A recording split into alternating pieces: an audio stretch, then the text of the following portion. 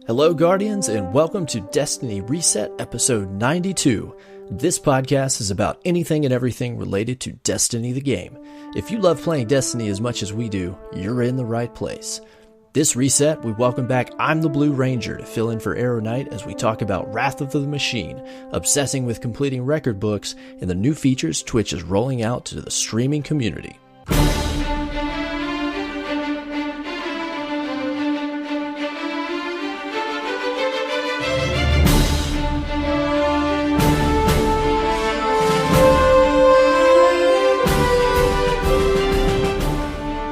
Hello, Guardians, and welcome. It's Cyborg, and I am here with my guest co-host, I'm the Blue Ranger. Welcome, Blue. What's going on? How are you, my friend? I'm good. Hey, what's going on, man? Hey, what's up? Excited to be here. I know, I'm just jumping the gun and everything. That's okay. Just getting right in. That's okay, eager beaver. Once again this week, I'm here with a guest to hold down the show as our intrepid co-host, Arrow Knight. Takes a much-deserved week off to help shepherd his little light into the great big world. So if you miss him, I do too. We do too. He'll be back soon, don't worry. Probably next week. No guarantees. But Blue, how you been, man? What's been going on? I've been good. I've been real good. Things have been going well. That's always good. Yeah. How's things with you, man? You know, it's been really good. It sounds like this is going to be a good show then. I've had a fun week in Destiny. I've been pretty busy, little beaver. I know you have too. You've been working on a whole bunch of stuff. I'm keeping up with you on the Twitters. And so we got plenty to talk about. But first, before we do that, I'd like to take the opportunity to refresh our listeners. If you don't know Mr. I'm the Blue Ranger, we want to make sure you know who's talking here. So if you don't mind answering a few questions for me for the listeners, Blue. Oh, you got it. All right. Got it. All right. So you've been on a number of times. You may be holding or close to holding the record for guest appearances on DRP. I think this is 4. Yeah. Is this 4? Holy cow. I don't keep track, but obviously you do. It's kind of like, I enjoy this stuff, all right? I enjoy this stuff. Well, I'm glad that you do. I'm glad that you're here. So we're gonna tell the listeners a little more about you in case they haven't caught any of the shows that you've been on. So tell us what brought you to Destiny. How'd you end up playing this game? Basically an undying love for Halo. That's the real long and short of it. Big fan of Halo Reach. I played all the Halos basically on launch. I was a little late to the game with the first one because I was young and new to gaming for the most part. Yeah. But Halo Reach was my jam, and Halo 4 was a big fan of the multiplayer, the story, meh. But I just love Bungie's But I just love the way that Bungie makes games and their shooters and the way they've kind of innovated things. And admittedly, I fell into the trap of all the super interesting things that didn't really happen. For instance, like the ever-changing climates that we were promised in Destiny 1 and all this stuff. But where's my thunderstorms? The joke is, though, I will point this out, is that I wasn't going to buy it. And my closest friends, if any of them are listening, they're going to be really mad if I don't point this out. I was like, I'm not buying Destiny. I refuse to buy it. I have a girlfriend. I'm in shape. Life is good. And I was like, I was a fighter. I was in shape. I had a 6-pack. I was looking good. And I couldn't do it. The day the game launched, I went out, bought the game, the whole pack, digital download, had it downloaded, and now I don't have a girlfriend and don't have a 6-pack. So that's the moral of that story. But I mean, I don't hate my decision or anything like that. It's just that's the background. Things of me change and Destiny. You know? Yeah, right. Is it correlation or causation? That's the question. Yep. So you also are a YouTuber and streamer. Tell us how you got into that type of content creation. Basically, I signed up for Destiny, or not for Destiny, for Twitch for a Destiny reveal stream, and I was like, what's a Twitch and how do I do this? So I signed up. I made my account, which was the same as my gamer tags and stuff. Actually, it's not. My gamer tags are a little different, but this is the way I would have liked it to be spelled. And then one day, a friend of mine who had met through one of the Destiny LFGs had sent out a message to all of her friends on Xbox saying, hey, I don't know what you guys are up to, but I'm streaming right now. You're welcome to join me in my stream at twitch.tv/whatever. And I was like, what? And I went and pulled up the stream, and there she is playing Grand Theft Auto or something. And I was like, wait, anyone can do this? like you can just do this? This is a thing that people just do? And like 3 days later, I was streaming through my console. It was maybe even sooner than that, like the next day or something. I was trying to get my buddy to let me borrow his Kinect. That took a few days, but I did the no camera headset streams for about a week, and then I don't know, it was probably a month after that I spent my life savings and blew way too much money on it.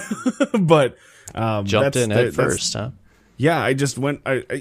Sometimes things just hit you the right way, and you're like, "Yeah, this is what I'm gonna do now. This is what my life is about now. This is fine." So, like, I bought Destiny and just broke up with my girlfriend and just unbuckled my belt. Like, I don't know, it's the same thing. Just go for it.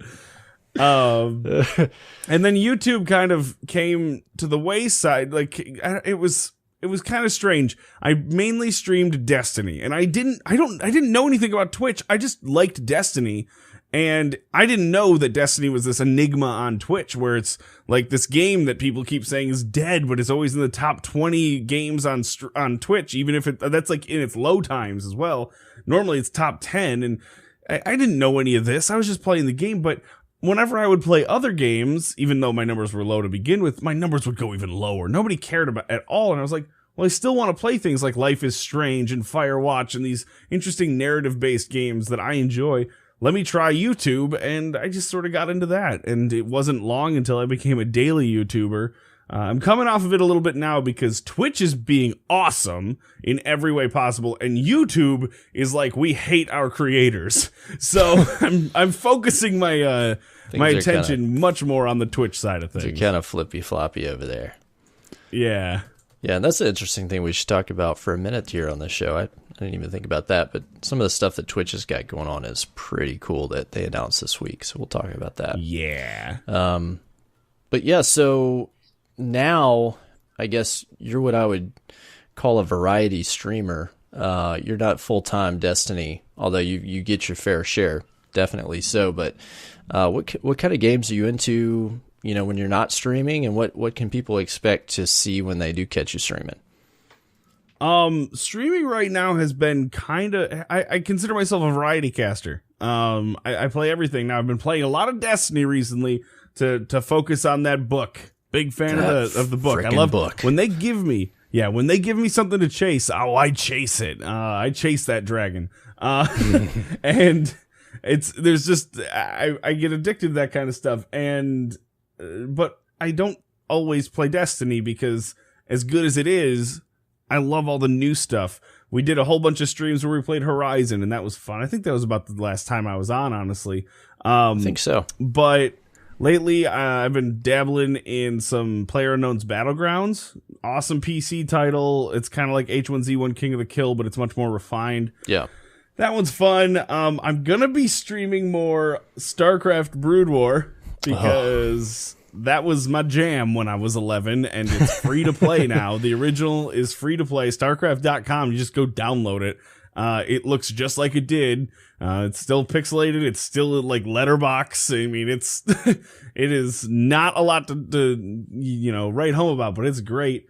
And then there's a number of games, but the one I gotta point out right now is Saturday night. We did our first movie night a week ago, and that was cool. Like, it was really cool, but I can't do it every week. Yeah. And someone said, you should play this game called Late Shift that just came out.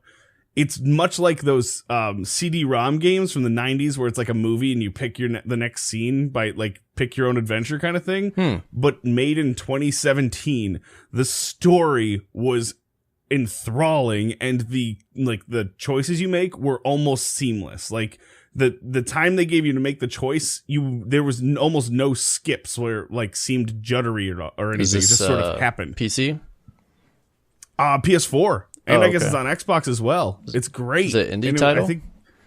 I think it's considered an indie title. I got it on sale with PlayStation Plus for $15, and I think on PC you can get it as low as $11.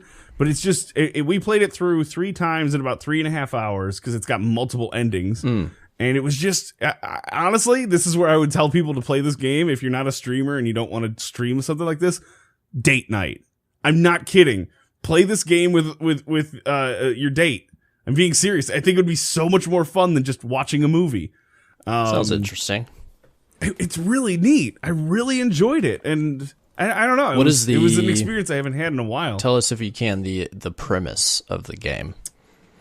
In short, there's a student who works the night shift in a very high-end parking garage it's somewhere in London, I think. So the cars that are parked there are like the one that they show a lot is a BMW i8. Okay. And then there's a Maserati in question. Like, they're really nice cars. Nice. And a robber falls through a vent and breaks his arm and holds a gun to his head and says, "You need to be my driver now." Oh, nice. And the choices go everywhere from just like go to the cops, run away, agree to do this crime with them. Like, it's... And we've done a number of them, and we've gotten 3 different endings, and all 3 of them had us going, "Holy crap! Like, wow. What is happening?" That reminds me of that Jamie Foxx and Tom Cruise movie. What was the name of that? You know what I'm talking about? Collateral? Is that what it was? Collateral. That was it. Dude, yeah, that was interesting. I'm sure it's not exactly the same, but the premise is. It was weird. It was like that meets Ocean's 11. Nice. Yeah, it's really neat. It was a really enjoyable. Like, there's like options to like get the girl or fail with the girl and stuff. Like, it's interesting. So you are very much into narrative driven games. Like you play all the Telltale games. Yep. Great time to be a Telltale fan. Anything along those lines. I saw a really interesting article today on Telltale Games, and they're really bashing their engine. Because they have their own in-house engine, and they were like, Telltale's awesome, but their engine that's like 6 years old is really holding them back. And they showed this clip from the Guardians of the Galaxy episodes they just put out, and they were like, this is basically like Chuck E. Cheese robots talking. There is parts where it's just like mouths just going up and down and like saying big words. I was wow. But nobody's complaining. People are still buying them and enjoying them. Now, I will say the Guardians of the Galaxy was enjoyable, that's the first, but way more critical in season 3 of The Walking Dead right now. Oh yeah, did that come out just recently? Or Walking Dead season 3? Yeah, they launched. Telltale. They launched episodes 1 and 2 of season 3 back in December. Okay. And then it was like 3 or 4 weeks ago they released episode 3. Okay. Might even been 2 weeks ago. It wasn't that long ago. And now I think that the 4th episode is being released the day that people are hearing this. I think. Okay. So, and I think they're throwing Guardians of the Galaxy and Walking Dead at us like crazy. So if you like Telltale games, they're all over the place. Yeah, I think they just announced as well a different Walking Dead campaign, right? I have no idea about that. That'd be awesome. This week, I think it was. I need to check it out. That might have been them announcing episode 4. That might have been what it was. Of season 3. I just saw a lot of hype for it. I don't ever, it's like you read headlines and you don't read the article and you're like, well, that's a thing. That's cool. That's why you subscribe to The Onion, man. There we go. Just for the headlines. Well, that's cool, man. It's great to kind of hear a broad idea of what you play.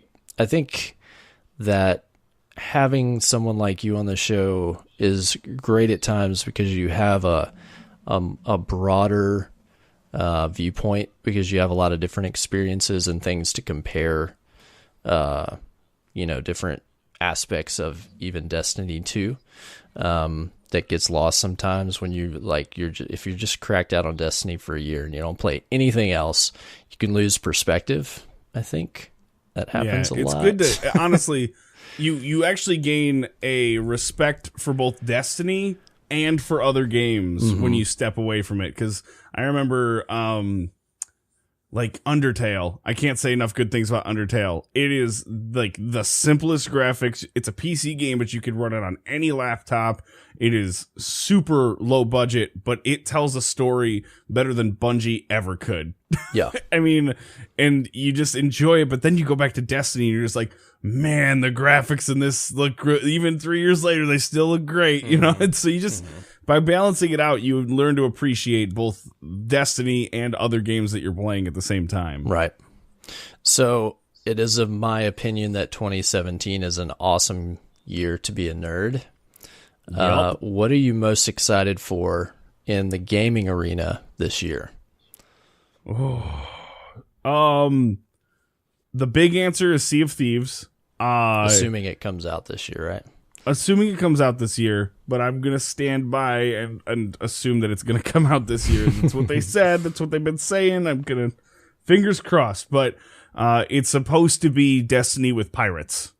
Yeah. And I'm not really at liberty to go into anything about it. I'm going to leave it at that, but I'm really looking forward to that game. And the other one that I'm really looking forward to this year is the StarCraft Brood War remaster. I just, that was my game. That was the game that made me more than just like a casual, I have a Game Boy with Mario on it gamer when I was a kid. That was your first crack. It was like to the point where I was young, like I was 11 or 12. My parents would limit me on the week, like how many hours a week I had to play this game. Yeah. And it was rough, but you know, I had to do what I had to do, and I figured out all the ways like around it and stuff, like get into the game and then hit start on the timer and stuff. Yeah, it was pretty wacky. But the remasters in 4K, the trailer just makes me so nostalgic, and it made me immediately download the free to play version right now, and I've been having a blast, man. I can't wait. Well, there's just so much to look forward to this year. It's hard to just pick one thing, two things, three things. I mean, is Death Stranding coming out this year? I don't know that they've said. Okay. I'm looking forward to that. That one's on my list. As I just want to see if Kojima's gone off just the a deep end, freak show, you know. Yeah, it's like looking forward to the haunted house. You know, it's like it's not that fun, but it's just a spectacle. Speaking of the haunted house, by the time people are listening to this, it's already too late. But I actually have early access to Outlast 2, and I will be playing that on Monday. Yeah, that's tomorrow. We're recording on a Sunday night. Yeah. Outlast 2. So I know that you played Outlast on stream a good bit not too long ago, right? Yeah, it was over the summer last year or something. Yeah. Outlast 2, it looks just downright horrifying. And I'll be playing that on stream on Monday nights for the next few weeks. And yeah, Monday nights I'm not excited. Typically your horror streams, yes. right? Which Spoopy Mondays. You're not into like what's funny about this is you're not into horror games. Nope. Nope. Not at all. Not at all. I'm like a fat kid at the beach, not a fan. And so I'm a fat kid. I'm allowed to say that. Yeah, fair enough. But it's just no, I've always hated horror my whole life. And like things like Resident Evil 7, first playthrough, nightmare. Now, love it. One of my favorite games I've played in a long time. But that first playthrough was just like, nope, I'm good. All set. Yeah, it's funny to hear that because I remember when you were playing through it and you're just like, oh God, it's so painful. I don't know, man. Well, I often say during my horror playthroughs, I go, I hate this game over and over again. And I don't hate it. These games are incredible for what they accomplish. It stresses you out. It's so stressful. I actually had horrific nightmares from Outlast. Like waking up in sweat, night terrors, thrashing around. Like it was horrible. And you're totally looking forward to Monday, right? Oh God, I'm not at all, dude. Like, not even a little. You know, so something this kind of touches the idea, but I've thought about if Destiny had more horror elements. The Hive are definitely meant to be of the horror genre, if that makes any sense. Definitely tapping into like the necromancy and the zombies and and all that. And it would be really interesting if they drove some of that a little harder in the future. Well, they did a really good job with the flood in some of the Halo games, because I just recently played through a lot of them for YouTube with my buddy Hug. Some of those levels and stuff. Definitely horror-like. It's the music. Yeah. Because they knew how to orchestrate music in some of these levels that just got really eerie. And they did some of that with Crota when you were like, you know, going down deep into the pits of the moon and stuff. They did a little bit, but they still, they're one of the biggest flaws with Destiny when you look at Bungie's past is the way that the AI responds. If you think back to Halo, the enemies were like diving and ducking and working together and reacting to what you were doing, and they don't do that in Destiny. In Destiny, they stand and shoot, and some of them, if you shoot at them, they put a shield up, and some of them, if you shoot at them, they explode, and that's really about it. It's one of the biggest things that is lacking from the old games, the old Halo games to now. But one of the reasons that it was so much spookier with the flood in some of these is they were actually able to get some of these flood to kind of like hobble out like zombies from areas that you didn't know were there with this really intense, like, dramatic music. And they were actually, there were never horror games, but there was definitely parts that when I played them as a younger man, where I would be playing in my parents' basement because I was in high school or whatever, and I'd be like, "Yep, this is I'm not comfortable right now. This is I remember like going eerie through corridors, fighting the flood, my heart like pounding because you got your flashlight on your gun active, and you're running through and you're trying to get through and get to whatever the objective is, and there's just like flood pouring out of different places, surprising you. Like you can barely make it through alive. Definitely enthralling experience. Yeah, and they just didn't do a ton of that in this. Yeah. Even like the Darkblade Strike, where it's like you're in darkness and you're fighting, everything glows. Right. Well, there's, there's so much abilities and effects and lights. Like we were playing Axis, Wrath of the Machine last night, and at the section that everybody's getting empowered, and there's cannons and there's all the servitors, like there's so many effects, like everything's glowing, there's cannons getting blown up, there's servitors, Axis is shooting crap at you everywhere, like it's like a freaking rave in there with Christmas music, Yeah. Oh, absolutely. It's like this is very unique, nothing like it. But I guess my point would be, I would be very interested if they did a little more atmospheric work like that in some missions or something, even, because they definitely hit the atmosphere. Like if you go to some of the story missions in The Taken King, where you're going to the Dreadnought for the first time, like the atmosphere, the ambiance, the art, everything is there. It's very creepy. Yep. It's very dark, but it needs to be like more claustrophobic. And if they were able to do that, they did the claustrophobic thing very good on the Dreadnought. That was one of my. I'm not a huge fan of the Dreadnought, like most players who played on it for too long. But in the very beginning, if you think back, the whole thing was the scale of this thing. And when you first get into this thing, you're going through little cracks in the wall and crawling through, and there's these worms burrowing as you walk into these So they did a very good job of making you know that this is a very uneasy place to be, and that you don't belong here. Yeah, very alien. And it was actually, to me, even though it was much, much, much larger, and I drawing more comparisons because they're the same developer made them, when the Hive started to, not Hive, there, I did it, triggered, when the Flood overtook some of the Covenant ships and things, later on, I forget what the name of the one ship was that they had complete control of, but, as you're going through this ship that was completely, taken over by the Flood, the music had that really high, like beep beep beep beep beep, like kind of sound, and it was like, it had almost a similar feeling to that, where you're like, I don't know where they're gonna come from. I don't recognize these corridors anymore because everything's covered in the Flood and their goop and crap, and The Dreadnought was a lot like that when we first went into it. And then it just got to a point where it was like, why can't I take out my Sparrow? Yeah. Things everything get so loses familiar, its luster so after a while. Mm-hmm. Yeah, but so it'd be interesting to see what they can do with that again. I would love to see, as they kind of did to a degree, but as they put out different story arcs or expansions, for them to have like not only its own story theme, but its own type of atmosphere and even genre.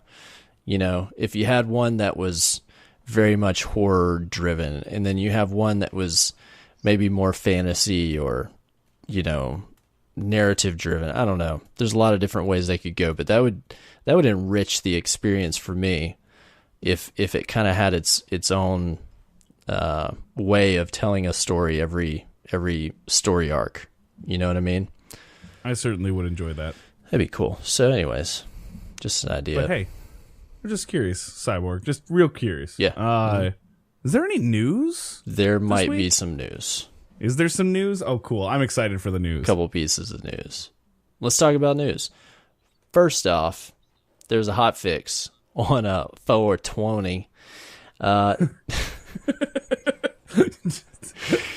It's way to be an adult. Way to be an adult. I mean, come on. It's 2.6.0.2.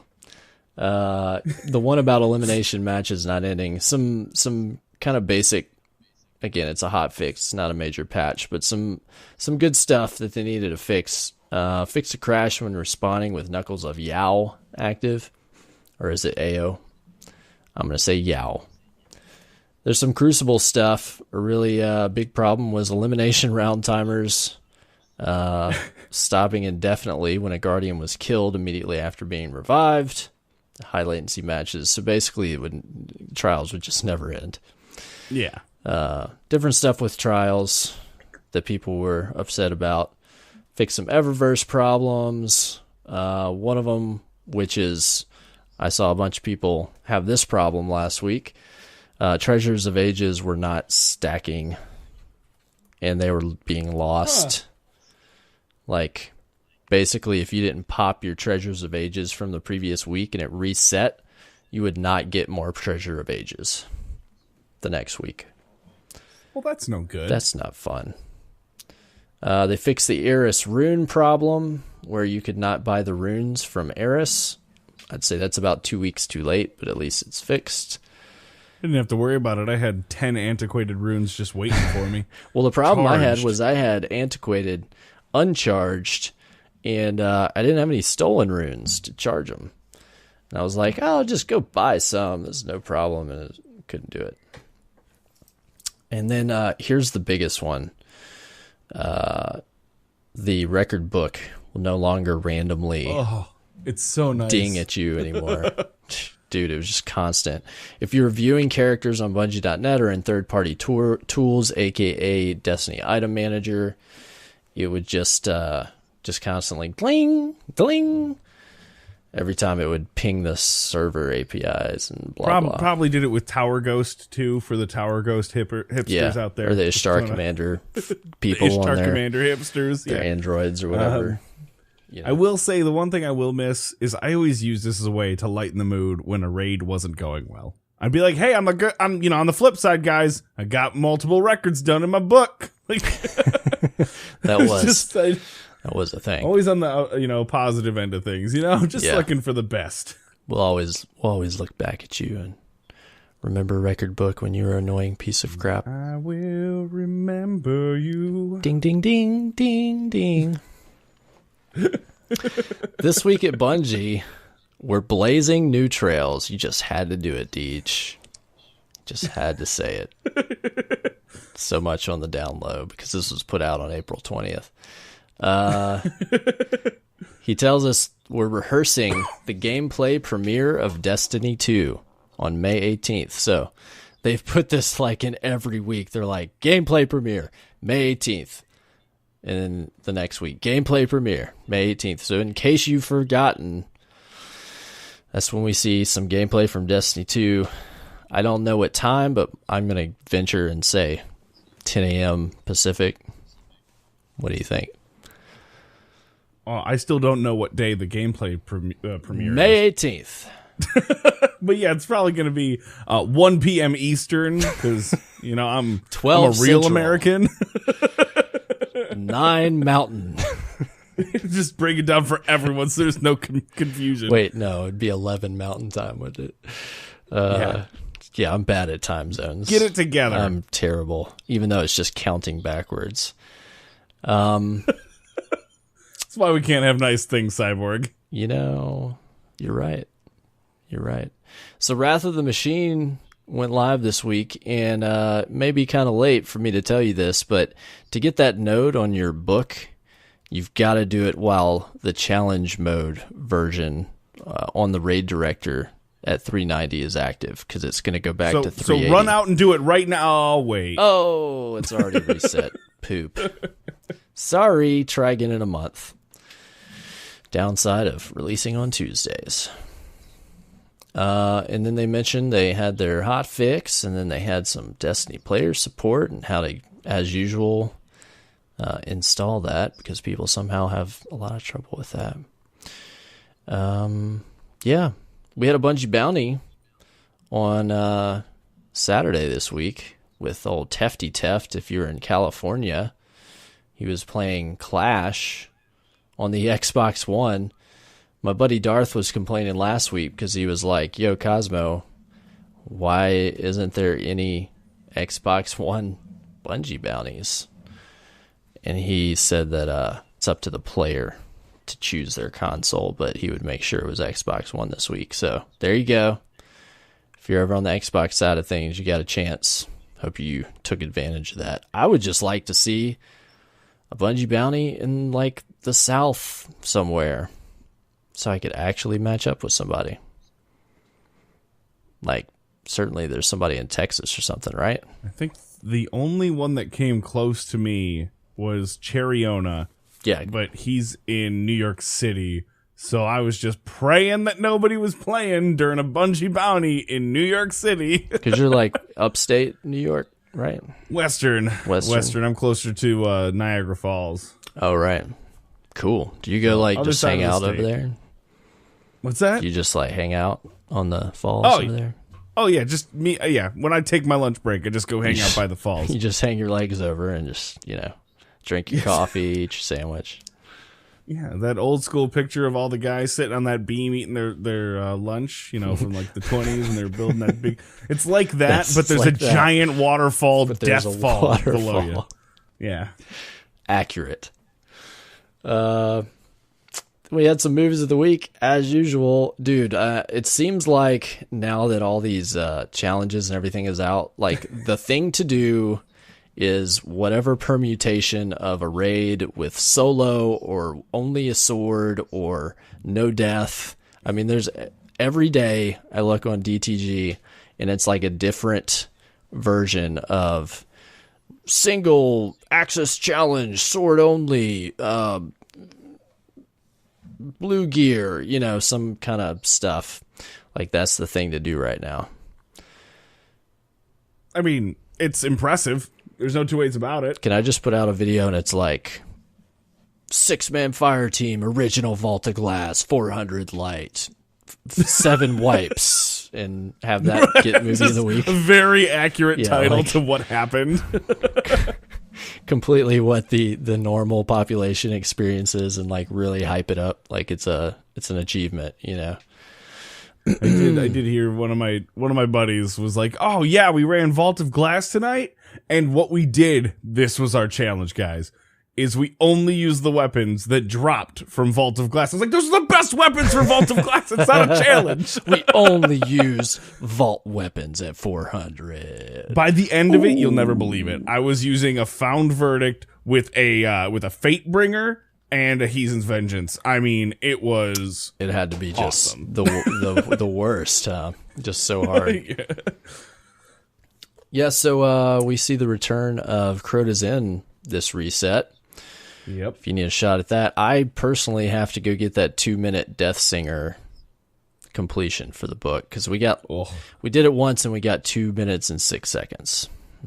It's a little rough, but it was like, for me when we got it, it was just like, wait. oh, that node popped. Oh, we did it. Like, Oh, okay, because it was just that easy, huh?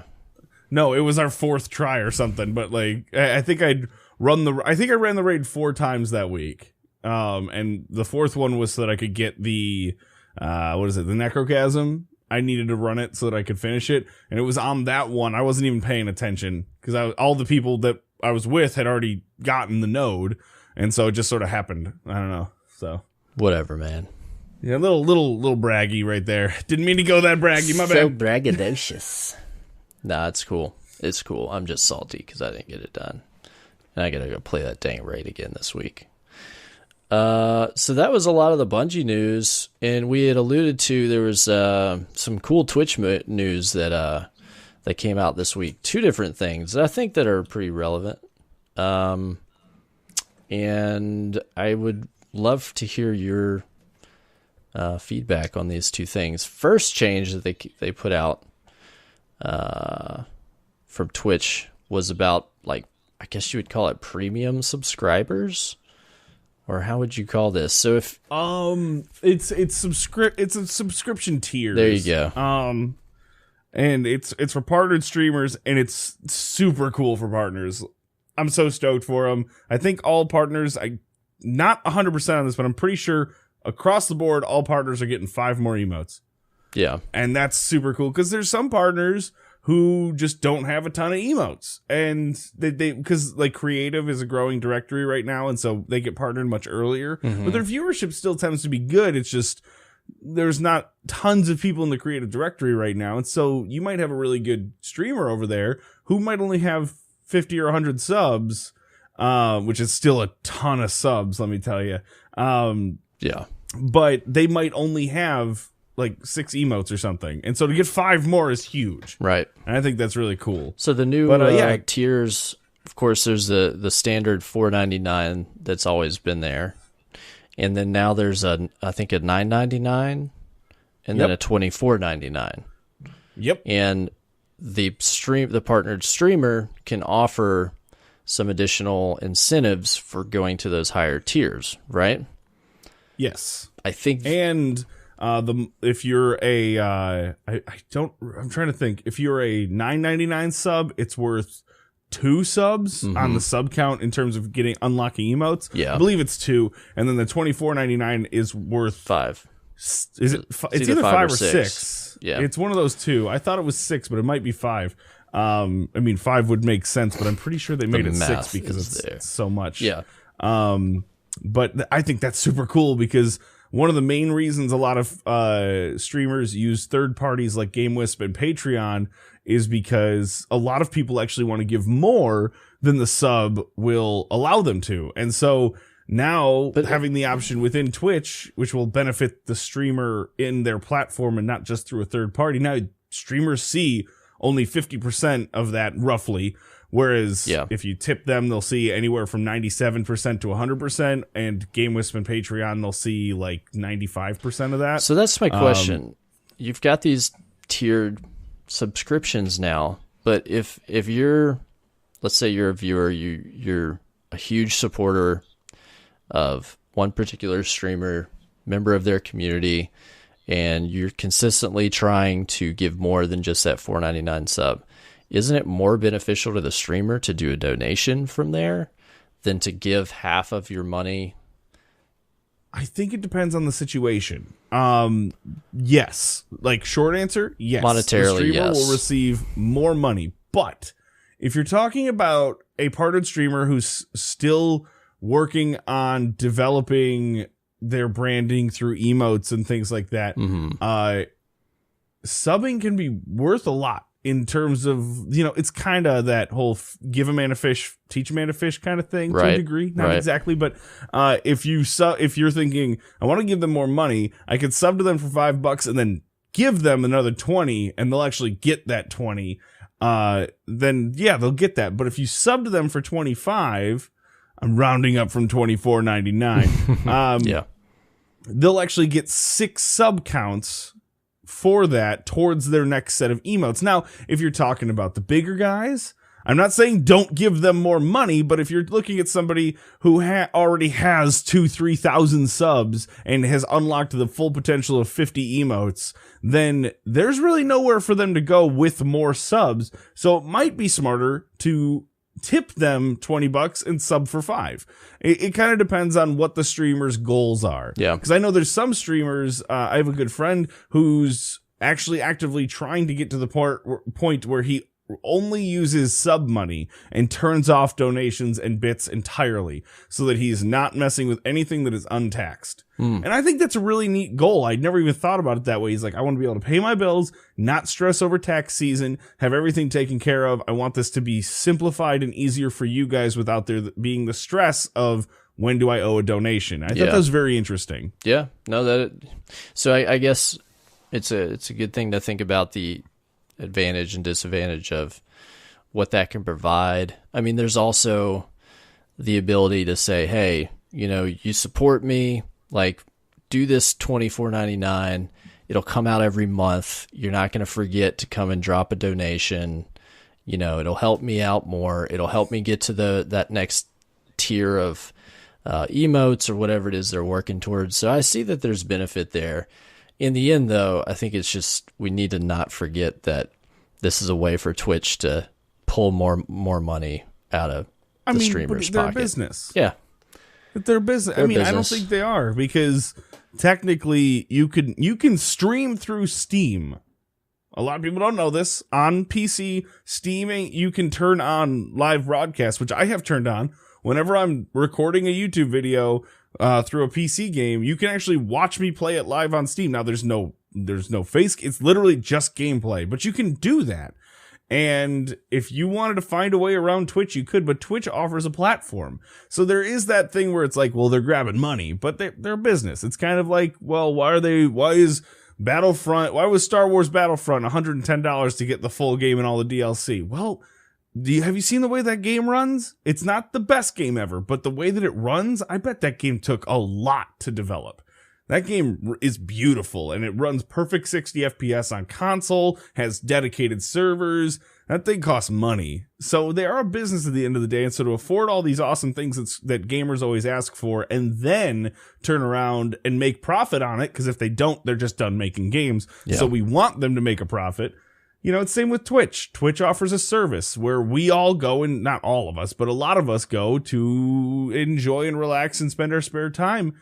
And if Twitch isn't making money, it sounds gross because we're saying they're making money off the streamers, but I mean, isn't a business making money off the salesman? Yeah. So I see both sides of it, but I'm always pro Twitch because they're the reason I get to do what I do. And I don't, and they're so conscious of the streamers, like the new program they've announced, I've lost the word. Affiliate.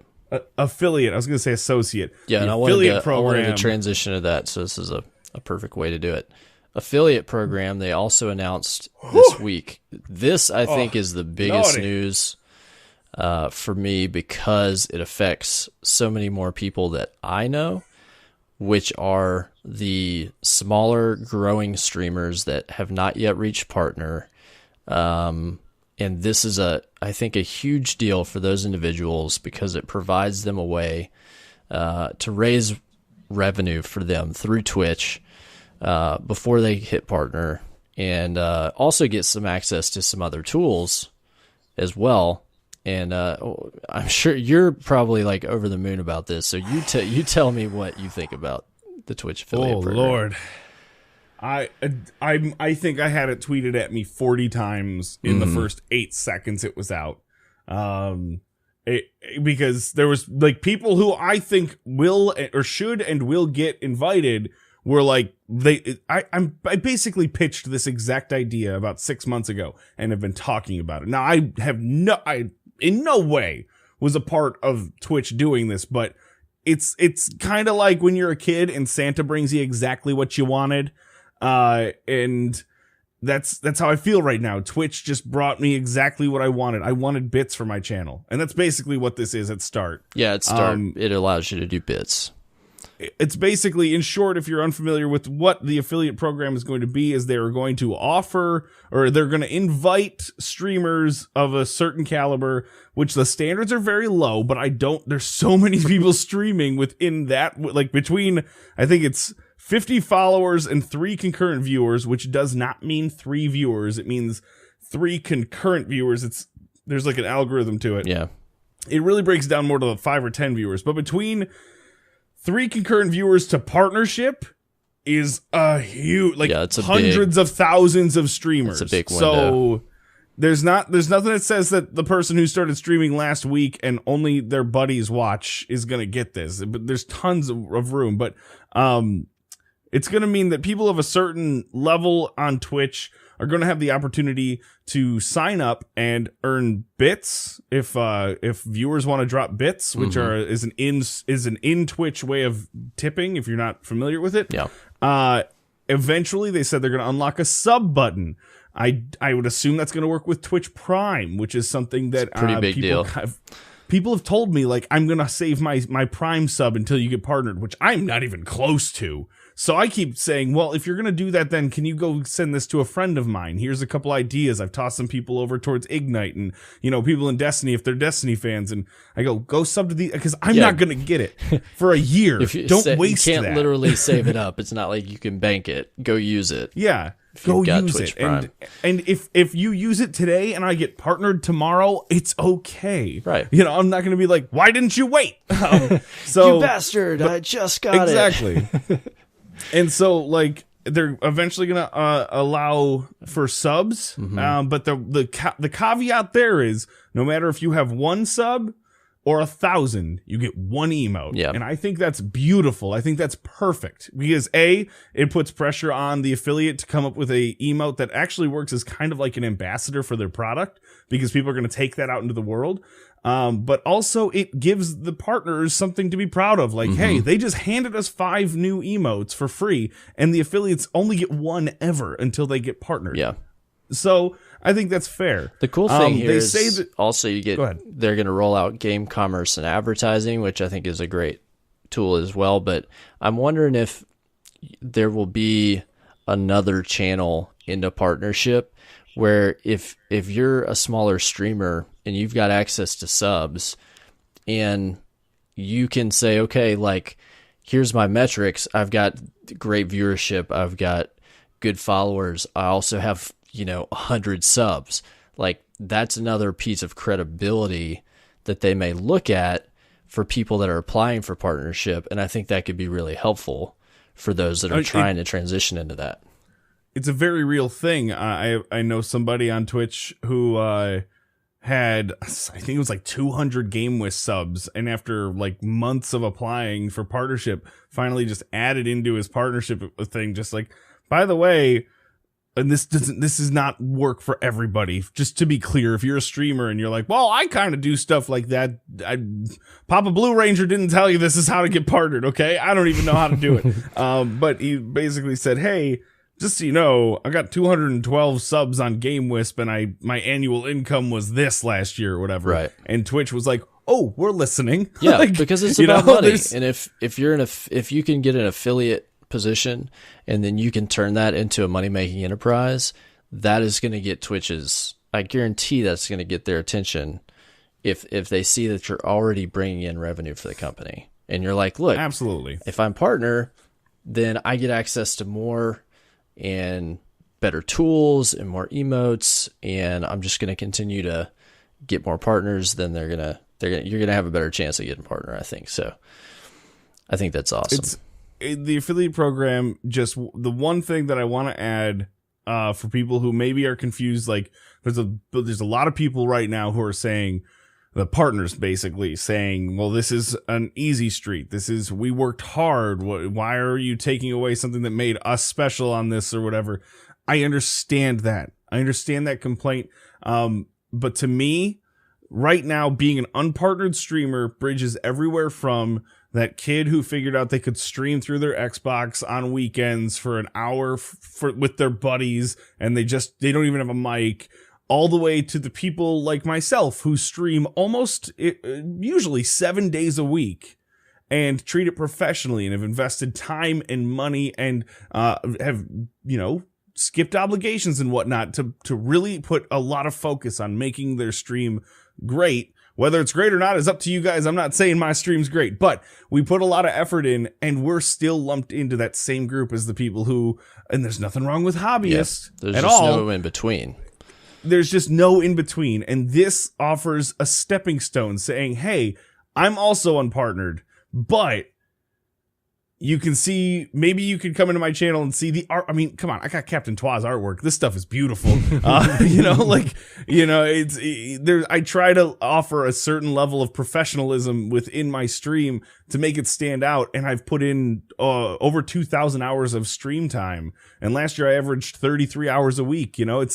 This is the difference between myself and a hobbyist. Yeah. And I think this is Twitch saying, you're right. You're not ready to be partnered, but you might be ready for some of the services. Yeah. And I think it's beautiful. Yeah, I think it's great. And I think the best way I saw someone put it was, forgive me, I don't remember the exact quote, but it was basically the rising tide raises all ships, right?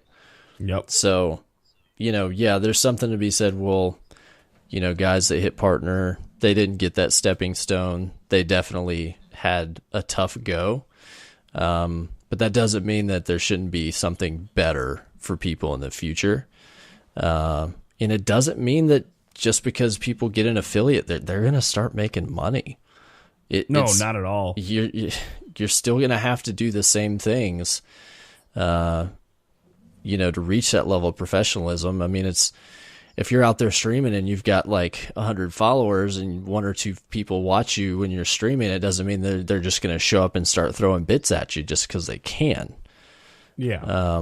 So I think that there's still going to have to be a ton of work and innovation to go in for people to make success. I think it's the affiliate agreement came out yesterday or today.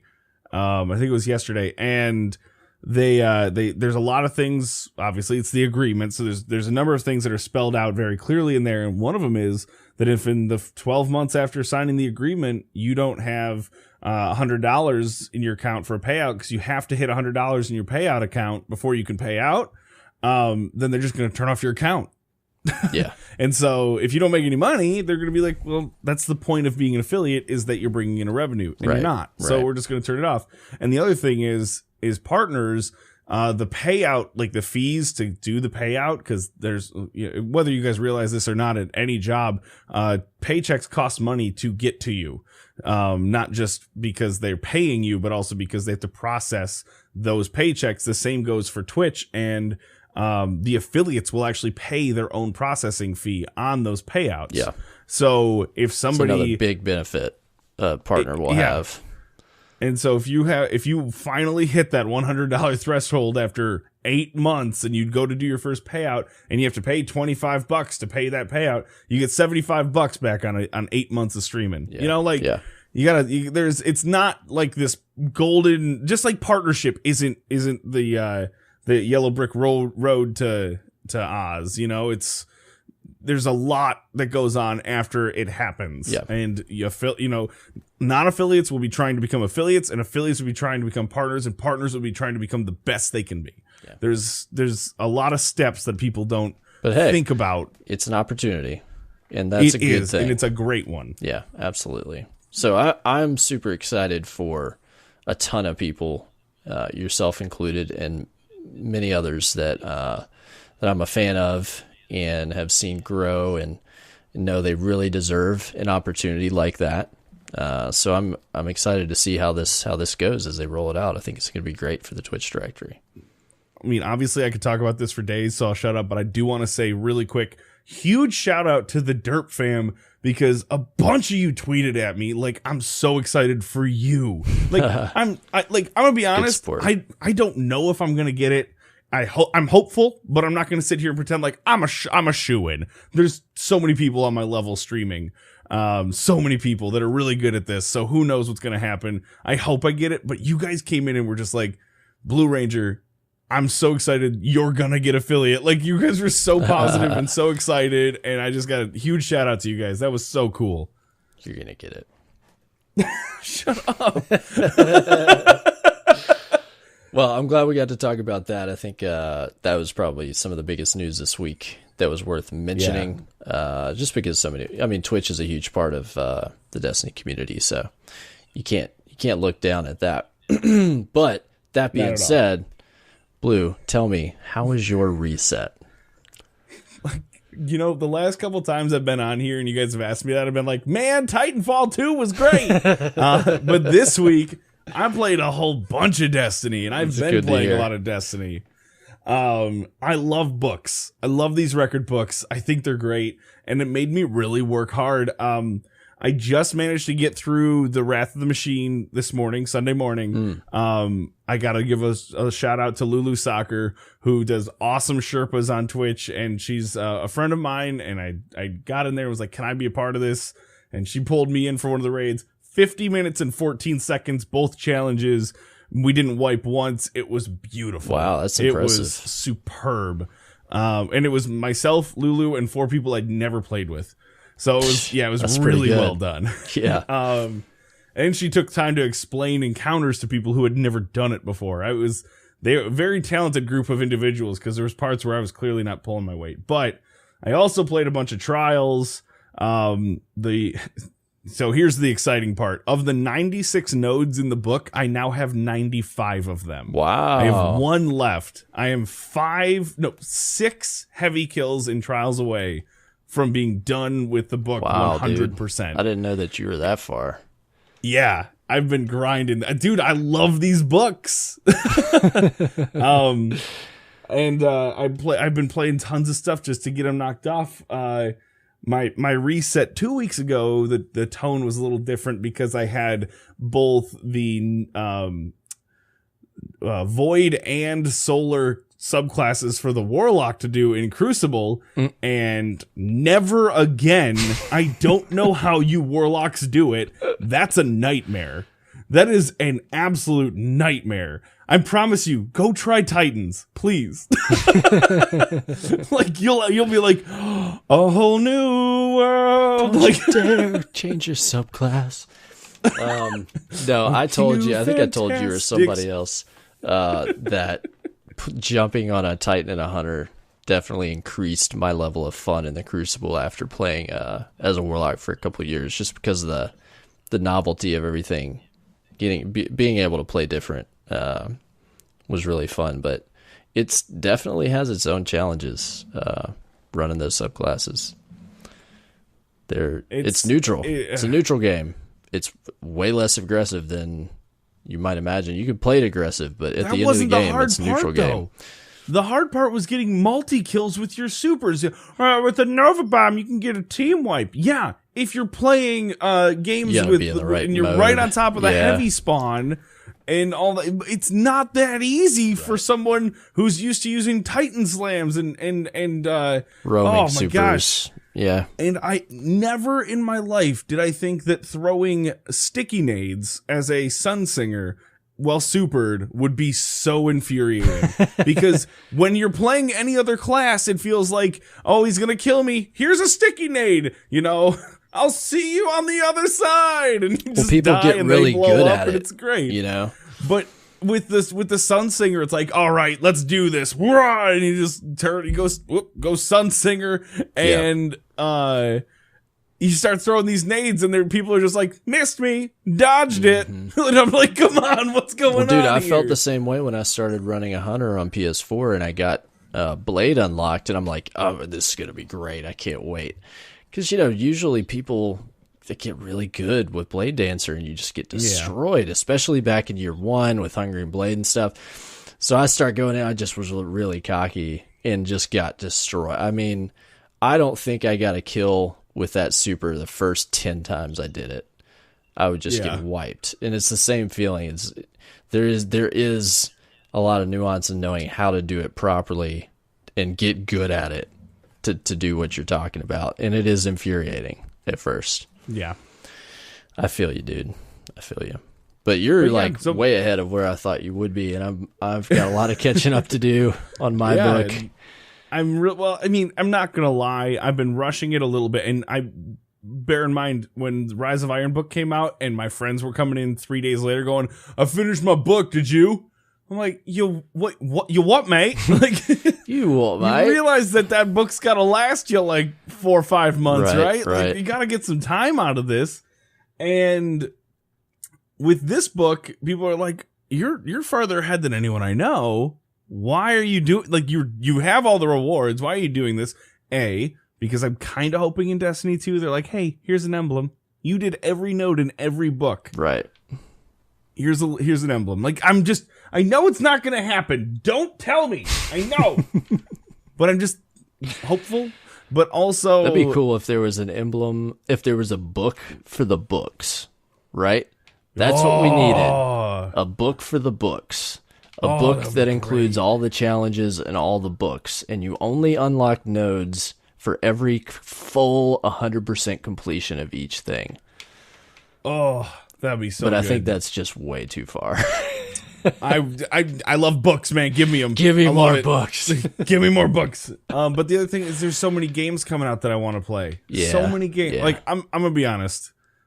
I picked up Dishonored 2 on sale on Xbox because the PC port is so poor that I'm like, I want to love this game.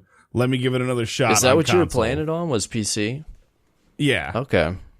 Because you quit. Like, we were talking about it, and I was like, this thing, blah, blah, blah. And you're like, oh, no, I haven't made it there. And you never caught up. No. And I was doing a YouTube series, and I just stopped. Like, if there was anyone who was a fan of that series, they're just like, I'm sorry. So what happens next? Yeah, like, where's episode 5? I don't understand. And frantically clicking through your history. I know. And so, no, there's, and that's not even a brand new game. No. I still have Nioh that I want to finish. There's, I Final Fantasy 15, which I had no idea how I'm going to find enjoyment in that game. I don't know why I bought it, but I still want to play it. And one of the things is I just want to knock Destiny 1 out. Like, and I mean out of the park too. Like, I want to go out with a bang. And I want to finish every node so that when people go, well, did you get all the armor sets? I'll be like, no, did you get every node? And they'll be like, oh, that's cool. Like, you have every emblem, shader, blah, blah, blah. And you'd be like, yeah, Ben had that. Man, I didn't even check the vendors. I should have checked the vendors. Anyway, because I've been collecting that stuff, There's one vendor emblem I'm still looking for. Bunch of ships I'm still looking for. But, I'll get there. Yeah. I'll get there. Yeah. Well, you're a hop and a skip away from being done, man. Oh yeah, I'm right there. But that was my resets. Good. But what I'm really curious about, though, more than anything else, is Cyborg. How was your reset? Oh, thanks. It was just fabulous. So let me tell you, we kicked it back in the Hunter Lounge. We started off with a couple brewskis, and man, the guys, we just started telling some stories, and before you knew it, I woke up the next day, and Zer was looking over me, and he was like saying something with his tentacle face, and I threw up on his shoes. And so then we were like, let's go raid. And we did Wrath of the Machine. Everything was peachy. We got to Access Challenge, and it was just too late. Like, some people had to get off. We were like, let's pick this up tomorrow. And that never happens. So Some people didn't show up. I think we ended up pulling in, was it that night? No, the next night, because people didn't show up. We pulled in a couple guys from the Derp fam and gave it some tries. And we were making progress, but one of the guys was having like internet outage and he kept getting disconnected. So we gave up. We were like, let's try it again tomorrow night. And then we tried it again. This was last night. And the percentage decreases even further. Yeah. We struggled a little bit just because of like, the biggest issue we were having on that was when you slam him on the back, how he can occasionally, like, literally cast you into the ceiling and kill you? Have you had that problem? Yeah. That was happening, like, several times. To the point where it was like, we've got to figure, like, what are we doing? What can we do different? And we had like, it was happening the most to a couple of the guys, and we were like, all right, let's try, you know, when you slam them, like try to rotate this way or try to jump off that way. It was like getting frustrating. That was, I think, our biggest problem. Once we got there's through Sherpas that, who know how to fix that, and I can't remember what the reasoning is, but there's I know, I'm sure that people, I'm sure that there's like a specific way that you can position yourself. My argument is that why does that even, like, why should that be a thing? You know what I mean? It's like, it's hard enough to do like, that for him to just by chance, if you're just not the perfect position for him to just literally like throw you into the ceiling. That it's do you annoying. Remember in King's Fall, did you ever run into the thing when you get pulled into the Nether Realm? I don't know, everyone had a different term for it. When Oryx would pull you down there, you like Titans especially were just not allowed to melee anything. Yeah, because every now and then you'd punch somebody, and when you would get warped out, someone would just fly off the map. Yep. I think it's the same thing. I think you're just getting weird hit physics the glitch. right way, but there's something about, I can't remember what it was though, because I remember it was happening to somebody, and this Sherpa finally said, "Are you doing this? Yeah, you can't do that." I was like, it's like, how? Why? It gets frustrating. I don't know what the answer is, but it's okay though. I don't think I've seen that in a while, honestly. But here's I have a question for you that you may know. Sure. We're still trying to sort this out, but so basically the guru. So lay it on me. I'm basically the man. So we're on a good run. We're on the third damage, beginning of the third damage cycle, I believe. And we got the slam on the plate, right? Activated the plate, Guardian supercharged, and somebody missed. Well, I take it back, not the slam, but the plate. But they missed the slam, and they were like, "Oh, it's cool. We'll jump on a node. We'll get them the next time." Does that fail the challenge? Ooh, I wouldn't risk it. I don't know the answer, but I would have wiped. Well, we failed the challenge. Is what I'm asking. So that fails the challenge. The other logic that we're not sure about is: do you have to slam the plate before you slam his back? Like, if it happened at the same time, or if it happened like half a second after, would that fail the challenge? It would fail the challenge. You have to slam the plate before you slam his back. There's disagreement out there about that. I'm going to just say that. Some people disagree. That's fine. I don't know. I've been around enough Sherpas that just go, maybe it's to be sure. Yeah, that's the thing is I don't know if it's just the rule because people are like, that's what you have to do to be sure, or if it's like, absolutely, if you slam the plate after, you fail. I don't know which of those caused the fail state, because you don't get any challenge failed in this raid, and I really wish that they had built that in. Me too. That would have helped a lot with situations like that. So what happens, we went ahead assuming, that we would be okay, and we completed it, and I was like, wait a minute, I didn't get 2 ornaments. Wait. And then I was like, who didn't have the challenge done yet? Because I had done it before, and it was 3 of them were like, me. I was like, did any of y'all get an emblem, anything? And they're like, no. It's like, oh, yeah, we failed. So I think I'm going to try to grab everybody again tomorrow night and try to get the challenge done for them. And I'm going to test some of that out. Yeah, that's rough. And I'm going to be honest, this is my new Skolas background. Mm-hmm. I hated Skolas. That fight was not fun. It was not interesting. It was just brutal. And I beat him once to get the original Moments of Triumph emblem, and never again. I have now beaten the challenge mode for Axis twice. Yeah. And if I had known when I beat him the first time that I was going to need to do it again for this book, which I didn't know was not retroactive at the time, I would have waited. See, I don't like it. I don't enjoy it. I don't. If I had known that this was going to be an issue later on down the line, I would have forced my team.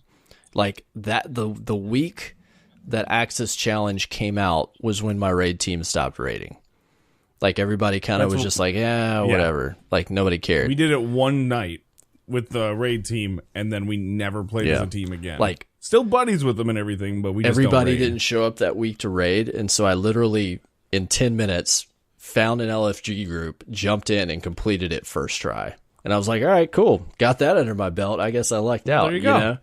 And then I wish that I had pulled everybody in and was like, we have to do this, and gotten it down so that now when it came around, everybody already had it done and we could just do it like lickety split, you know? But it's once you get everybody in the right mindset of how it's done and they get the timing and they get it, because it's like anything else, it's just like Oryx Challenge. Like, once you get it down, the mechanics, and everybody knows their role, all the pieces just clink, clink, clink, clink, like gear turning, and it just happens. But you have to get everybody just that absolutely polished. And I think the reason I'm not a huge fan is, first off, I enjoy talking. Surprise! This part of the raid, there can be no cordial conversations. No. It is 100% about efficiency. Yeah. And so you have to say empowered left, empowered right, empowered center. Yeah. Cool. We don't need to move anybody. Awesome. And then it is just no talking. Yeah. Get the arc knights left, there. Blah blah left, center. Blah exactly. Blah, like, you know, throwing the last bomb. Get to positions. Right. Everyone's in positions.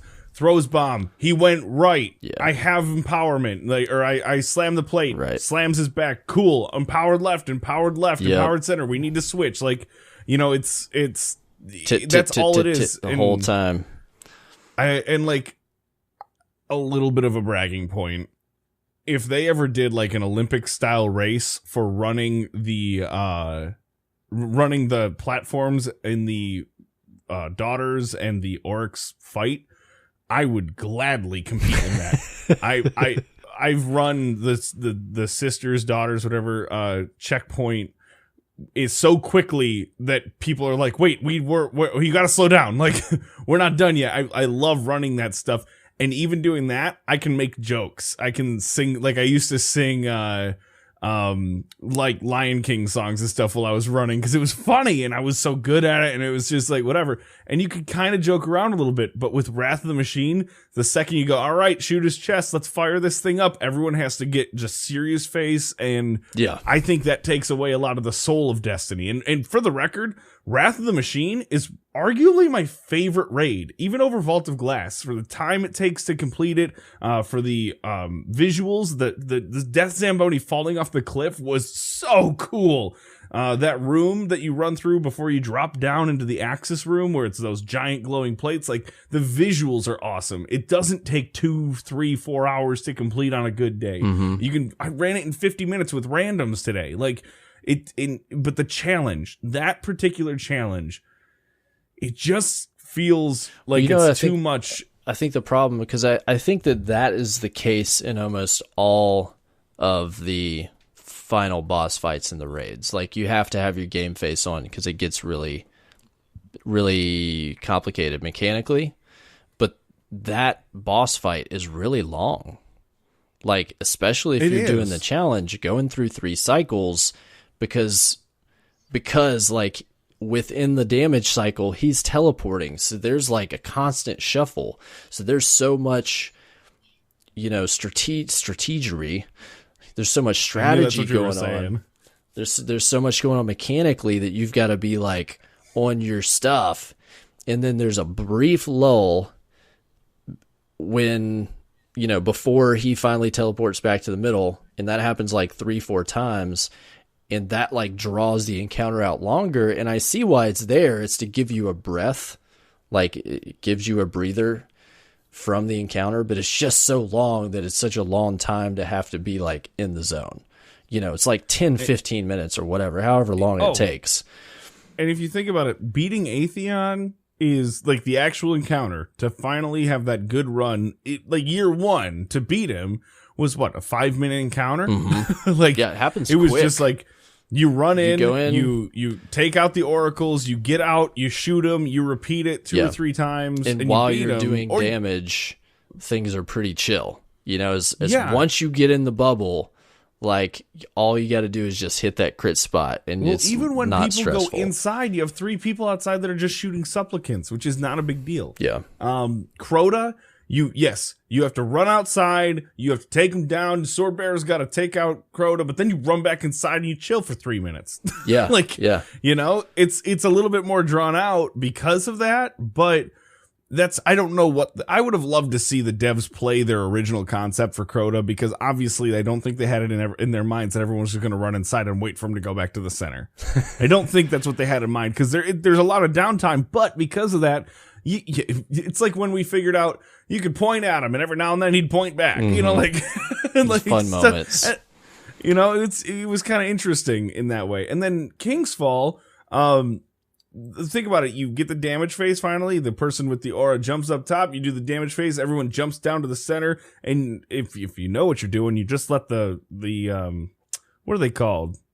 Thrall. The Thrall. Thank you. The Taken Thrall. You just let him smack you inside of there until he calls it off, and then you kill them all, and then you go and set back up for the next round. And it's not that the mechanics were not that hard to understand, and you could kind of mosey around a little bit. And we're even talking about the most mechanic heavy raid too here, right? And then you get to Wrath of the Machine, and yes, beating Axis in normally, not on normal, but just to beat him without challenge mode, not a problem. Right. Easy peasy. You bust out those Dark Drinkers, and if you go into the whole Dark Drinker versus Cluster Bombs thing, I'm good. Triggered.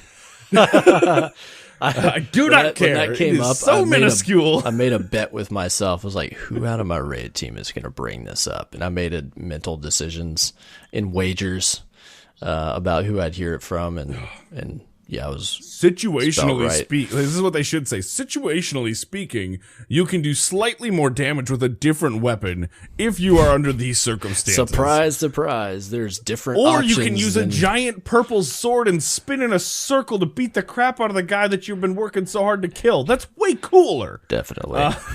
But anyway, it's just game face for the challenge mode at Axis, and I don't know. I know that I'm not saying there shouldn't be challenges. It's just that's my least favorite of the challenges for that reason. Yeah, no, I hear you. Now that we've talked about it for 10 minutes, yeah, what else is there?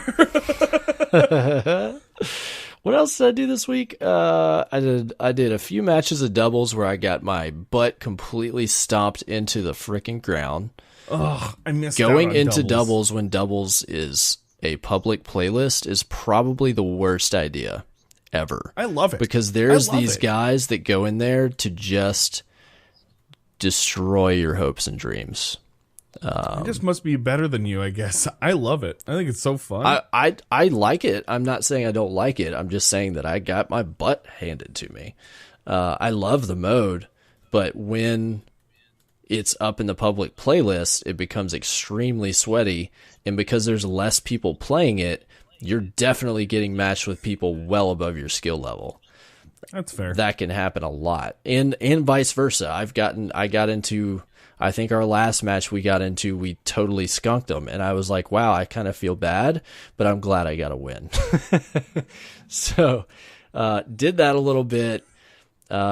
Working on my book mostly on some of the, I had to somehow, I didn't have all my Siva fragments, so I kind of went through some of that, getting some Siva, picking up some more ghosts that I need, just doing kind of odds and ends of stuff, but next week, I'm going to have to do the painful stuff. I gotta log into my Titan. I gotta do Titan stuff. And you said painful stuff and then said log into your Titan. You mean the golden age for Cyborg? No, it's like, when I say painful stuff, anytime I have to go into an activity and it's like, all right, I have to get melee kills. That's monotonous for me. It's not, it takes the fun out of it. You know what I'm saying? So for me, it's like, it's cool if I can just play as my warlock and do reset stuff. And over that period, complete the nodes that I need to complete, because I'm not even having to worry about it. But I'm going to have to log into a character with that purpose in mind, and it's not going to be as fun for me. That's my point. So I got to do that. And I'm thinking about deleting a warlock to create a hunter to get a best page in this decision book ever made. I've held out for 3 years, never created a hunter on Xbox. I made one on PS4, had a good time, but I think it's time. I think it's time because I want the page in this book. I want it. I want it enough to create a character, have to run it to level 40, and do all this crap to do it. Listen, look who you're talking to, man. You did a warlock. If you could do that. I did a warlock. I mean, it was already level 40. It was all like, that's the thing is my guys were already, I'm an equal opportunity guardian. Okay. Fair enough. I just really don't like warlocks. So I've always had Shocklock is super fun in 6s and in raids. Yeah. I'm not going to take anything away from that. But you'll also notice if you were listening to the beginning of the podcast, that was the only subclass thing I didn't have to do. Mm-hmm. So because I've already done it because I enjoy it. So no, you're talking to the right guy if you're talking about doing something crazy to hit nodes in a book. Yep. So I think I'm going to do that next week. Maybe I'll wait until I knock out all the Titan stuff, and then I'll do that. I'll make that the next thing. So got that to look forward to. So I mean, I've got a ton of stuff to still play in this game. I'm not out of stuff to do. No, and I'm not either. It's just from like I always say, there's just so many good games. Mm-hmm. So it's the only reason I'm pushing to get this book done, because I don't want to feel pressure, and I will. If I put it off, I will feel pressure. Until it was done, it was like you had to show up for every raid this month. You had to do that to get the book done. You had to do the X. You had to do Y. Like you had to do Nightfalls. You had to do this. Once you get the book done, it's like, well, you can do things when you want to. Like if you wanted to go in and do a raid to do blah blah, you don't have to show up Tuesday night at 9:00 to get in with everybody in raid. Like you could just set it up on your leisure. And there's a little bit of a grind to that we've been doing for a long time with this game. That sometimes you just want to be able to do what you want to do. Exactly. I mean, I have like 3-4 games to finish basically in the next 2 months that I want to finish before stuff starts coming out in August. So I know I'm trying to I'm playing a little bit of Mass Effect Andromeda kind of here and there. And I'm a completionist, so I'm doing everything, every quest, everything, and it's taken forever to get through the game. I'm enjoying it. But so I'm doing that at the same time, and I got all these other games to play. I feel you. So this is a little funny thing. I'm an Xbox player at heart, but I do appreciate what PlayStation offers in terms of its variety. I've never gotten a platinum trophy. Now I have gotten every trophy in games, but small games that the Vanishing of Ethan Carter and Assemblance, games that don't have platinum trophies. Mm-hmm. But I really want the platinum trophy for Horizon Zero Dawn. Nice. I really want it, and I'm like 80% of the way there. It's, and I'm just dude, it's hard to do on those kinds of games. I just gotta put the time in, though. I know I can do it. I'm looking at the trophies, going, "Oh, I got this." Yeah, because they have some really obscure trophies. That's the thing is the reason I know I got it is I actually knocked a couple of them out really early that were tough. Nice. And I'm like looking at it now, going, "Oh." So you don't have to collect 1,000 feathers or anything like that? Not that I remember, and if there is, I've already done it. But there was certain, like I went through, I perfected all of the hunting grounds, and I just found the last tall neck or whatever. Like there's a couple of them in there that are just kind of like things you do in the world, and I've been doing them. And I'm just like, yes, I'm one upgrade point away from completing all of the upgrades to your character, like abilities.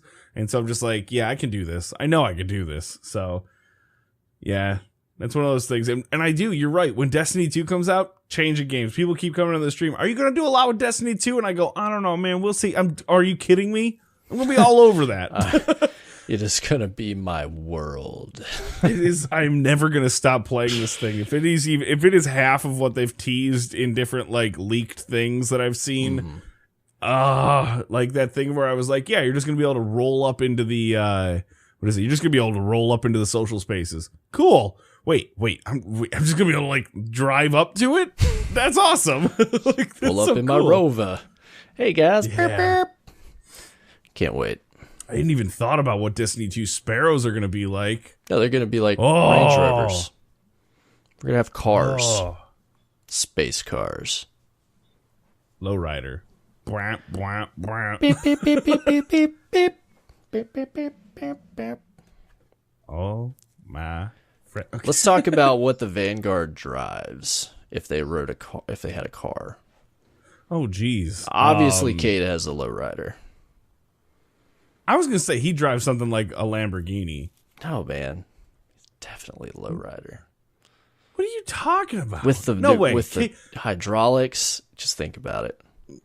No, he's all about picking up ladies and Yeah, being super so fly. he's got a lowrider. In a lowrider, I've never actually met someone impressed by a lowrider other than being like, "That's cool." Like that's it.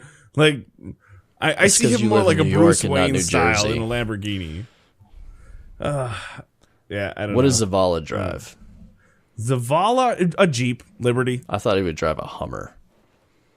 No, I think Think about- he's a Titan. not a Liberty, a Jeep Cherokee. He drives like a Jeep Cherokee, Grand Cherokee, like the big one. It's something that's it's both comfortable because if they've turned it into something of a luxury car, but it also serves a function. But he's a Titan. He just wants to drive over stuff. Listen, can we just agree that the Warlock drives a Prius and just call it a day? She drives a Volkswagen Jetta. Like a diesel Jetta? Or what is it? A Mini Cooper. Okay, I'll give her a Mini Cooper. I can see that. Like, but give her a Mini turbocharged, Cooper. like in that one movie about the Mini Coopers, right? So she's got like an awesome engine under the hood and all that stuff. Was that Herbie Fully Loaded? Yeah, that's the one. Chitty Chitty Bang Bang. There you go. The one with Lindsay Lohan. Why do I know that movie? Anyway, No, the original. Chitty Chitty Bang Bang. I don't remember the song. Anyways, where did this I go? don't know. Let's transition. Let's wrap up this reset. Transition into some Derp Fam discourse. The part of the show where we hear from you, the listener. It's your time to speak. This is where we shut up and let you do the talking. We got a few speak pipes this week. Love it. Got one from our buddy Dreadnought78. So let's take a listen. Hey Derp fam, this is Dreadnought78 here from the Xbox One side. Wanted to comment on the subject that my good buddy Joe Meaden brought up on the last podcast about expectations of Destiny 2. And it got me thinking, it's a lot like video game reviews. When I was younger, I would read a review about a particular video game I thought I might like. And then when it got bad reviews, I thought, well, this video game is not for me.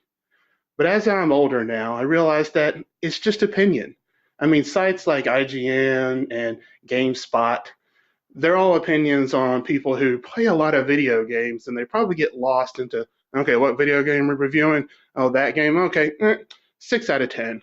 And they really don't take the time to really flesh it out as we do as gamers. So I would suggest to think of it as a video game review, leave it all as speculation, and let's just wait until September 8th rolls around, and as we're playing it, we can make an opinion, and we can enjoy it. But still, it is fun to speculate. I mean, Cabal Doggos, I mean, come on. I just wanted to give that thoughts to you guys. What do you think? So, everybody out there that I've been rating with, I want to say thank you, especially to Thaden, since he forgot my name on his speed pipe. So, anyways, Dreadnought78 here. You stay classy, Derp fam. I totally agree. I totally agree with this. Reviews can be pretty detrimental to things, and there's some games that I've mentioned it before. I maybe here, but definitely on my own stream. I love Battleborn. I think Battleborn is great, especially if you're running around playing Overwatch right now. Like, oh my god, I love this PvE stuff they're doing. Battleborn does that all the time, and that game got stomped by reviews, and then Overwatch came out a week later and everyone forgot about it, but it offers an awesome hero shooter PvE experience, and I love it. And reviews can really do that to a game. Yeah. And so when people come to me and they say, like, what do you think is going to be in Destiny 2? And I go, but I don't know, Fred Flintstone. I have no idea. And so I try not to speculate too heavily. I try not to review things. I try not to leave expectations. And I really do think that take every review with a grain of salt, and especially find reviewers that you tend to agree with. If there's reviewers, like, I know I like Boogie2988 and Alana Pierce from IGN. I think they have really good input on games, and I don't live and die by what they say, but I do appreciate their input on a game if I'm on the fence. So I'll be paying attention to them with things for like Death Stranding, but I'm not going to choose whether or not I buy the game based on what they say. Yeah. But if you don't have people you like really think, like, respect their opinion on games, then just find out for yourself. I'll tell you what, I've recently started using Redbox more to rent games before I buy them. It's great. Yeah, that's a great. It's great. Thing. Yeah. So I totally fully agree with that. Don't go too hard with these with reviews and make your own opinions. Yeah. So it's a great way to go. Same thing with tying it into what Joe talked about last week, game expectations. Yes. Just I loved that bit, Joe. Control your opinion, control your expectations, keep them sober and reasonable, because that allows you to have more fun when it actually arrives. And I think that's the same thing that Dreadnought is saying with how reviews can temper your expectations. I was talking about this with you a month or two ago about Mass Effect Andromeda and how sore I was about all the reviews from the early release or whatever pretty much spoiled my fun going into the game, because I went into it with a really, sour disposition about what I was going to see. Now, a month too later, like, I'm enjoying the game. It's not the caliber of the original trilogy, but it's its own thing, and I'm still having fun playing it. I'm playing through the whole dang game, like, hours and hours, and I still like it. So, make your own opinions. Have your own mind. Yeah, and the other thing that we got to be careful with Destiny 2 and its reviews, and I can see this happening, is Destiny 1 got just slammed, obliterated. Yeah. It was I go back and I watch some of these reviews now, and like I remember Angry Joe's review. He was not he saw what it could be and saw where it came up short, and he did tear it apart, but he was hopeful. Yeah. And I was like, man, this is a game that he reviewed 2 weeks after it came out. I want these people to go review Destiny 1 now. And I want to see what they have to say about the game now. There's a great video that I watched today by a YouTuber, Skill Up, and it's Destiny, the final review. And he was basically like looking back at all these reviews that were done. Nobody's done a complete look back now that it's totally wrapped up. So he was like, I want to do that. And he really dissects it well. He talks about how poorly it was reviewed when it came out. He talks about how, others examples of games that, got torn up in the reviews at the beginning and then kind of transitions and were worked on really hard and became much, much better games. I would go check that out. I'm going to. That sounds really good. Yeah. It was on DTG today. You can find the link. Gotcha.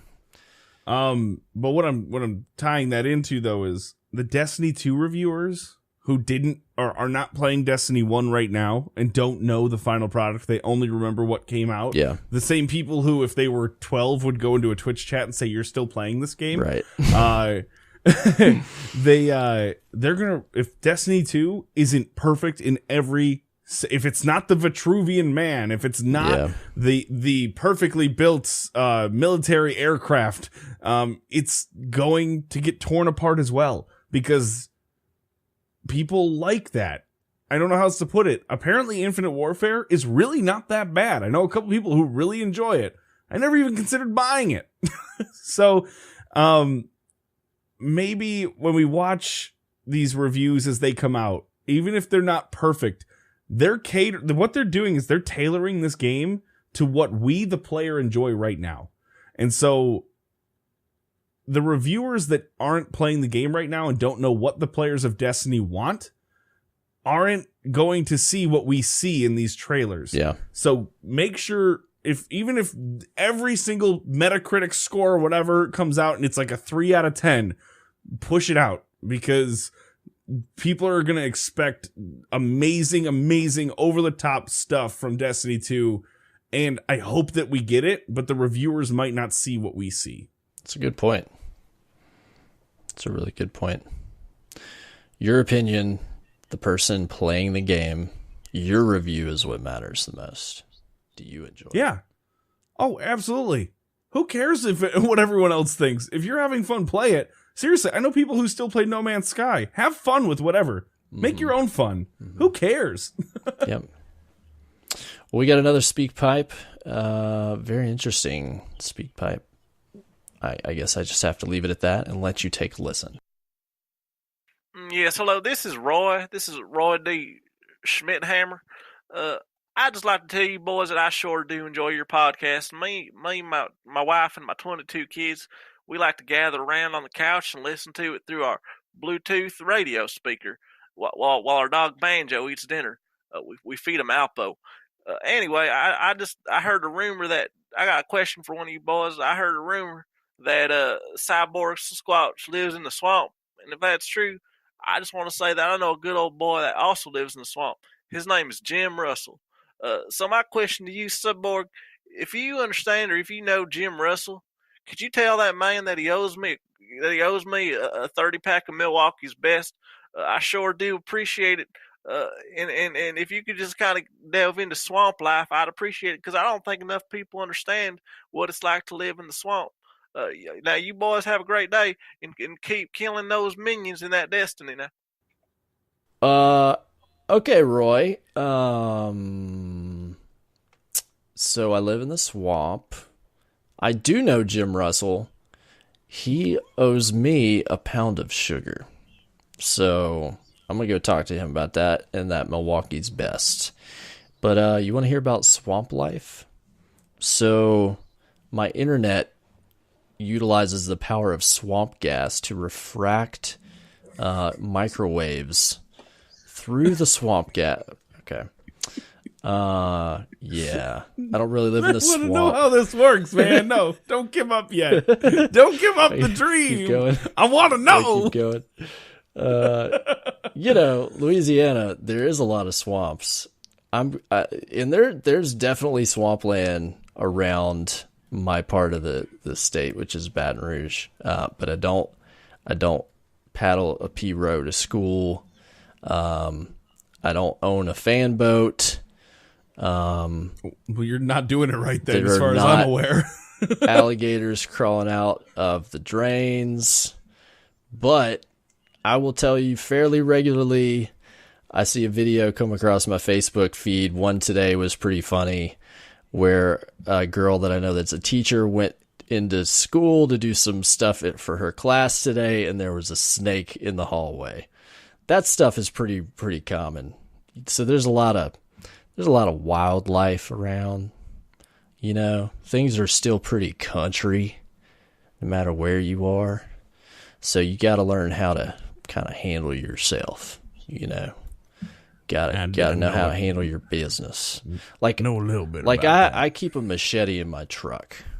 That's kind of probably a weird thing to most people. For me, that's pretty normal. Machete and some shrimp boots. Those are pretty much standard for most people around here. I got you beat on that. I have a softball bat. Not because I play softball, but because if the zombies ever come, I got to be ready. So a softball bat was your... It's a metal softball bat, man. It's gonna do a lot of damage over a period of time. Because those are big, right? I mean, it's got a little more spring than a baseball bat. Yeah, it's built well. It's built well. Yeah, I feel you. See, I'm a big fan of T-ball bats. This is a different story. We can talk about this. Anyway.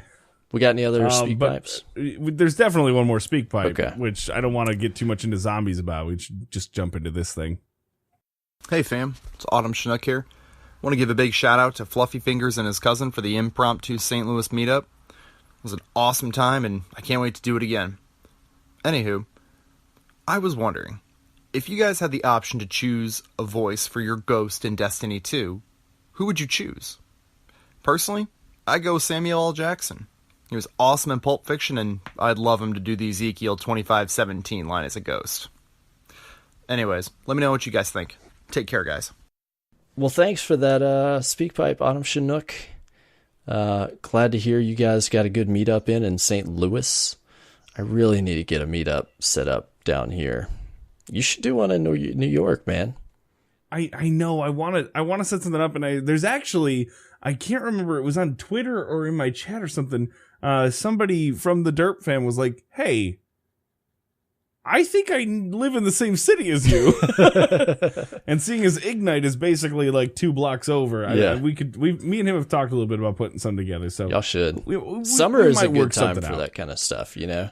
We only get like 3 days of summer, and they're amazing. Fair enough. So maybe if we get the right thing together. Yeah, the timing's got to be right. But yeah, who would you choose to voice your ghost in Destiny 2? Do you have something in mind? You got something?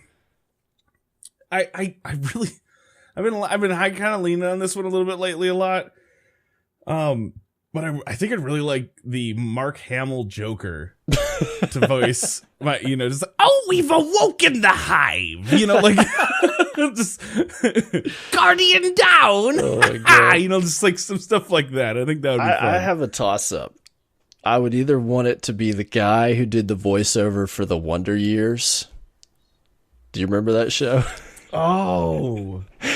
Oh my gosh! Wow, how old are you? Too old. Or Zach Braff, just because it would just. Oh my gosh!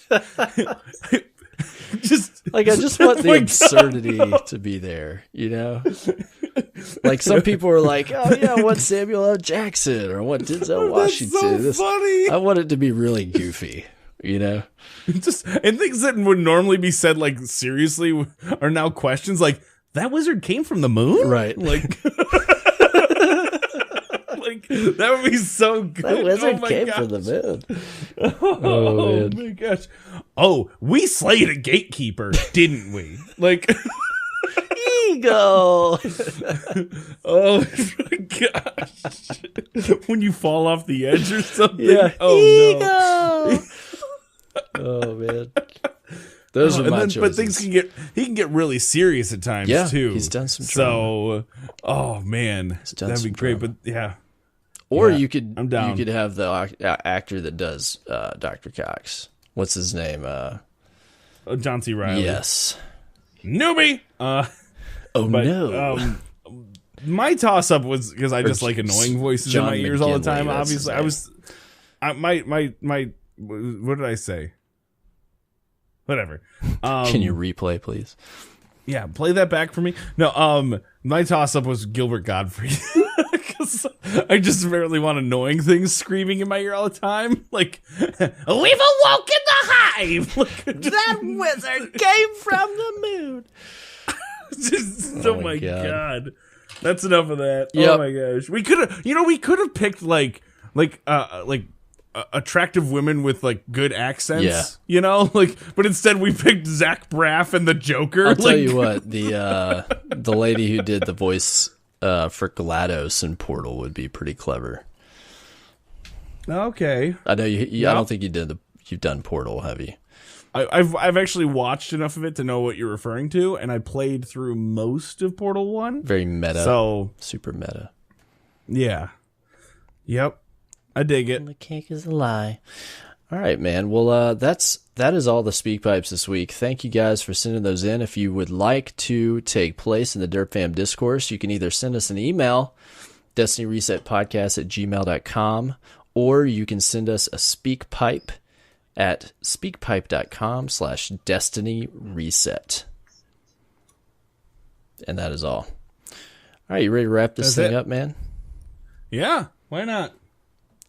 Well, tell us where people can find you.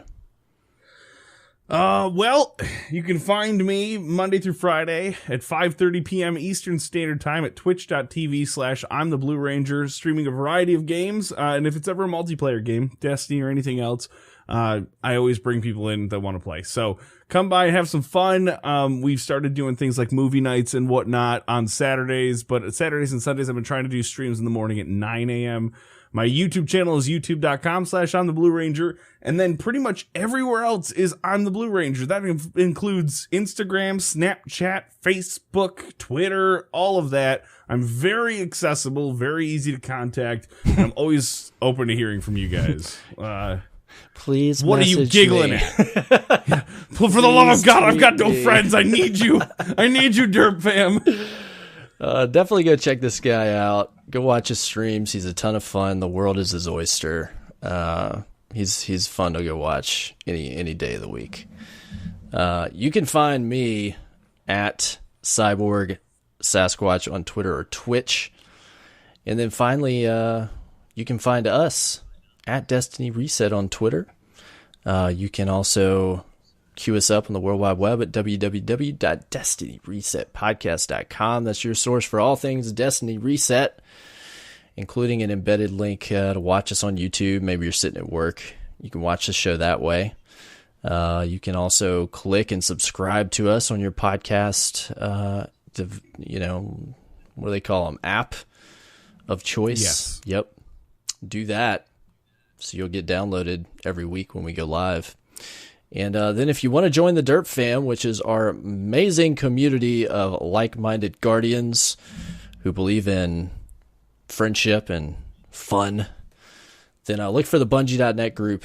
You can find the Bungie.net logo on our site. Click that. It'll take you to the group. You can join and find out how to get involved. There's tons of people that would be happy to play with you. And that's the show. No new iTunes reviews this week, but we appreciate when you send those our way. Oh, man, I should leave one of those. I think you already did. No. That was some other guy, not the Blue Ranger, right? Yeah, he's been trying to get in on my space. You should go have a word with him. Yeah, I gotta have a conversation. Thanks for coming on the show, man. You know it. Anytime. It was fun. It was.